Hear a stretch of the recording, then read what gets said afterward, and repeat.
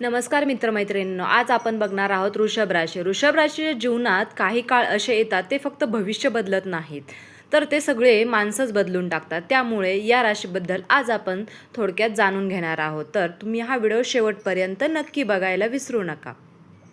सुरुवात करूया. या काळात बरोबर पाहता सामान्य वाटेल, पण आतून तो तुमचं आयुष्य पूर्णपणे वेगळ्या दिशेने नेणार आहे. तुम्ही खूप काही सहन केलं आहे, लोकांचं गैरसमज, भावनिक फसवणूक, मेहनत असूनही न मिळालेलं फळ आता.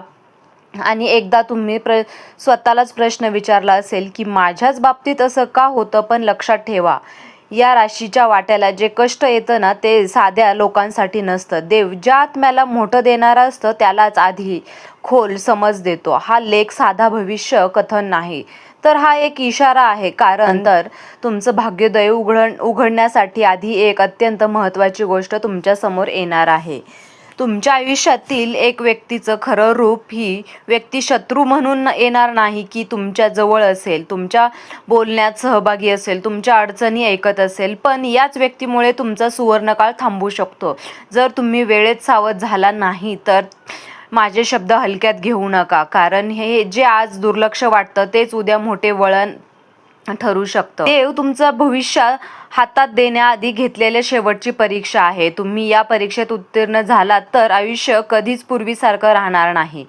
नंबर 1 आहे, तर या राशीच्या जीवनात अचानक बदल सुरू या राशीच्या जीवनात एक बदल सुरू होतील. ते बरोबर छोटे वाटतील, पण आतून ते तुमच्या नशिबाची दिशा बदलणारे असतील. अनेक महिन्यांपासून ज्या गोष्टी अडकून पडल्या होत्या, नोकरीत अडथळे, आर्थिक थांबली होती, मानसिक गोंधळ, ते अचानक हलायला लागले होते. तुम्हाला असं वाटेल की काहीतरी बदलत आहे, पण नेमकं काय कळणार ते कळतच नाही. हेच सर्वात मोठा संकेत आहे, कारण या काळात गुरु आणि शनीचा प्रभाव तुमच्या कर्मावर पडत आहे. जे तुम्ही मनापासून केलं आहे त्याचं फळ मिळण्याची केवळ वेळ आता जवळ आली आहे. पण लक्षात ठेवा, जसं पाणी खोल असेल तसं त्यात हालचाल दिसत नाही, तसंच तुमच्या आयुष्यातील बदलही आतून सुरू होतील. पण बाहेर सगळं शांत दिसेल, पण आतून नियती तुमच्यासाठी नवीन रस्ता तयार करत आहे. नंबर 2 आहे की ती व्यक्ती ओळखणं कठीण का आहे आणि धोका नेमका कुठे आहे. ही व्यक्ती कधीच उघडपणे तुमचं नुकसान करणार नाही. ती तुमच्या अगदी जवळच असेल, तुमचं दुःख ऐकून घेणारी, तुमच्यासाठी चिंता दाखवणारी, पण त्याच वेळी तुमच्या निर्णयांवर प्रश्नचिन्ह लावणारी. ती व्यक्ती थेट विरोध करणार नाही, पण तू खूप चांगला आहेस म्हणून तुला लोक फसवतील, तुझ्यासाठी हा मार्ग कठीण आहे, असे शब्द वापरून तुमच्या मनात भीती निर्माण करेल. ही भीतीच तुमच्यासाठी सगळ्यात मोठा अडथळा ठरेल. ही व्यक्ती तुमच्या यशापेक्षा तुमच्या अपयशात जास्त आरामात असेल, कारण तुमचं पुढे जाणं हे त्या व्यक्तीचं असुरक्षिततेला धक्का देणार आहे. म्हणूनच ती हसत हसत तुमचा आत्मविश्वास कमी करण्याचं काम करेल. नंबर 3 आहे, या राशीची भावनिक कमजोरी या टप्प्यावर या धोकादायक ठरू शकते. मग या राशीची सर्वात मोठी ताकद म्हणजे त्यांची करुणा, पण हाच गुण ते या काळात धोकादायक ठरू शकतो. तुम्ही समोरच्या व्यक्तीच्या वेदना स्वतः न मानता, कोणी अडचण सांगितलं तर स्वतःच दुःख बाजूला ठेवता. पण 10 मार्च नंतर काही लोक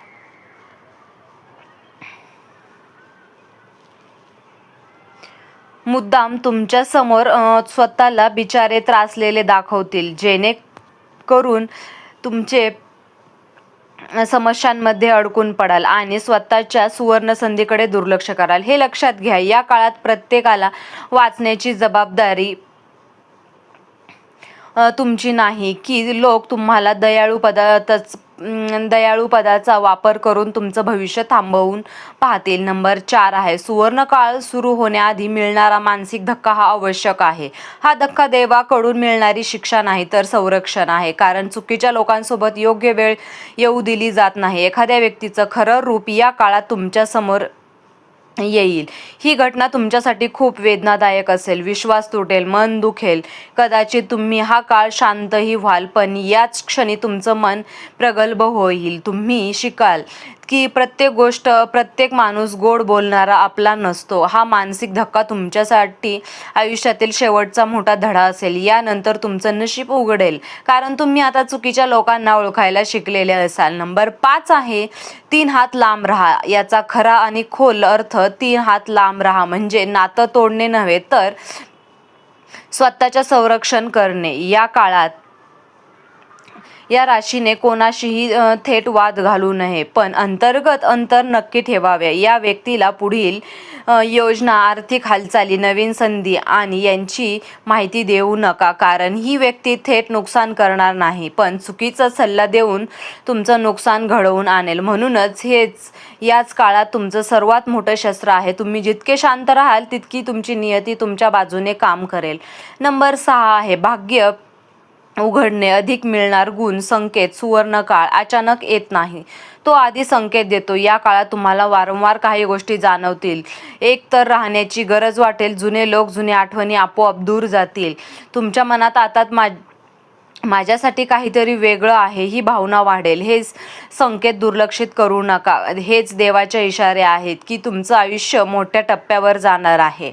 नंबर 7 आहे या काळात चुकीची प्रतिक्रिया दिल्यास काय धोका होऊ शकतो. जर तुम्ही भावनेच्या भरात सगळ्यांना सगळं सांगितलं तर सुवर्ण काळ लांबू शकतो. जर तुम्ही समोरच्याला खुश ठेवण्यासाठी स्वतःचा मार्ग बदललात तर संधी तुमची निसटू शकते. जर तुम्ही जुन्याच लोकांवर अंधविश्वास ठेवला तर मानसिक त्रास वाढू शकतो.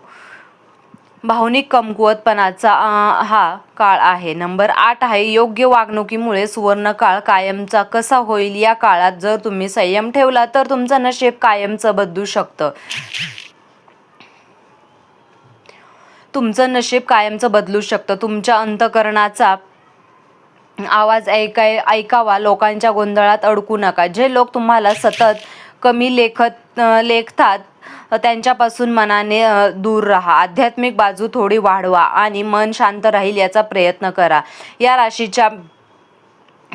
राशीसाठी 10 मार्च नंतर सुरू होणारा हा काळ तुमच्यासाठी सामान्य नाही. हा काळ तो निवडीच्या लोकांचा व निवड विचारांची आणि स्वतःची निवड. सुवर्ण काळ हा नक्की येणारा असणार आहे. त्यासाठी असतो जे योग्य वेळ योग्य लोकांपासून दूर राहण्याचा ध्येय दाखवतात. या लेखात सांगितलेले 3 हातांची अंतररेषा ही भिंत नसून एक संरक्षण कवच आहे. हेच कवच तुम्हाला भावनिक फसवणुकीपासून, चुकीच्या सल्ल्यापासून आणि तुमच्या स्वप्नांचा अडथळा आणणाऱ्या देवांपासून तुम्हाला विश्वास ठेवू शकता.